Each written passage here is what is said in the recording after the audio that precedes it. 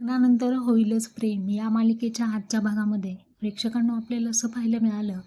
काव्या तिचं वॉर्डरोब उघडते आणि त्यामधून एक साडी बाहेर काढते. ती साडी हाताशी धरून ती खूप लाजत असते. मनातल्या मनात हसत असते आणि चेहऱ्यावरती आनंदी भाव असतात. आता डायरेक्टली साडी नेसून येते. तिचा आवडता बोका तिला तयार होत असताना पाहत असतो आणि ती त्याला तिच्या जवळच ठेवते.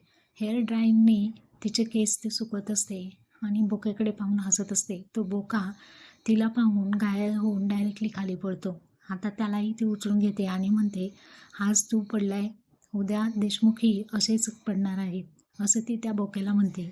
इकडे आपण पाहतो की नंदिनी पार्थला म्हणते, पार्थ आता तुम्ही तुम्ही दोघंही पुढे जायला हरकत नाही.